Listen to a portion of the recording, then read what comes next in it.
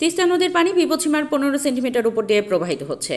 দেশের উত্তর জনপদের আরেক নদ দুধকুমারের পানিও 6 সেন্টিমিটার উপর দিয়ে বইছে। শুধু উত্তরে এসব নদ নদী নয়, বাড়ছে ব্রহ্মপুত্র, যমুনা ও পদ্মার পানিও। পানি বেড়ে যাওয়ার ফলে উত্তরের 3 জেলা নীলফামারী, কুড়িগ্রাম ও লালমনিরহাটের নদী সংলগ্ন বিভিন্ন এলাকা ইতিমধ্যে প্লাবিত হয়েছে। পদ্মা ও যমুনা পাড়ের জেলাগুলোর কিছু এলাকাতে পানি ঢুকে গেছে। রংপুর লালমনিরহাট যে সেতু আছে আমাদের, এই তিস্তা মহিপুর সেতু, এই সেতুটা থেকে আমাদের লালমনিরহাটে যাওয়া যাতায়াত রাস্তাটাও পর্যন্ত হুমকির মুখে পড়বে। এটা পানি উন্নয়ন বোর্ড যদি করলো, যেহেতু এটা তিস্তা নদীর কাজ পানি উন্নয়ন বোর্ড করতে পারে। এই ব্রিজটা বা বেড়িবাঁধ বা তিস্তা নদীর কোনো মা বাপ যদি থেকে থাকে, তাহলে তারা যেন দ্রুত এটার ব্যবস্থা নেয়, আর না হলে আবহাওয়া অধিদপ্তর এবং বন্যা পূর্বাভাস ও সতর্কীকরণ কেন্দ্রের দেওয়া তথ্য অনুযায়ী দেশের মধ্যে টানা বৃষ্টি ও উজানের পাহাড়ি ঢলের কারণে নদ নদীগুলোতে পানি বাড়ছে।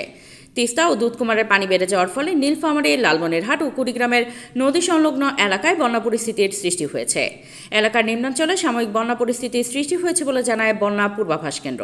যে আমরা পরিস্থিতিটা দেখছি, সেই পরিস্থিতিটা অবজারভেশনে আসার পরেই আমরা আমাদের ঊর্ধ্বতন কর্তৃপক্ষকে জানিয়েছি। বিশেষ করে আমাদের এখানে এলজিডির জেলা দপ্তরকে আমরা জানিয়েছি এবং তারা বলেছেন যে তারা দ্রুততম, যেহেতু এটা এলজিডির একটা নিজস্ব প্রজেক্ট, তারা বলেছেন যে তাদের যে নিজস্ব রিসোর্স রয়েছে সেখান থেকে তারা দ্রুততম সময়ে এই যে বাঁধের যে ক্ষতি হয়েছে সেটা তারা মেরামত করবে। তিস্তা, দুধকুমারের পাশাপাশি বাড়ছে পদ্মা, যমুনা ও ব্রহ্মপুত্রের পানি। এসব নদীর পানি বাড়তে পারে আগামী 3 দিন, এমনটাই জানান সর্দার উদয় রায়হান। তিনি বলেন, এসব নদীর কাছাকাছি এলাকার নিম্নাঞ্চল প্লাবিত হতে পারে।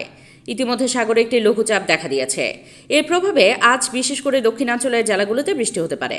গত 2 দিন থেকে রংপুর বিভাগের জেলাগুলোতে অপেক্ষাকৃত বেশি বৃষ্টি হয়। সর্বশেষ 12 ঘন্টায় সর্বোচ্চ বৃষ্টি হয় রংপুর বিভাগের জেলা দিনাজপুরে 89 মিলিমিটার।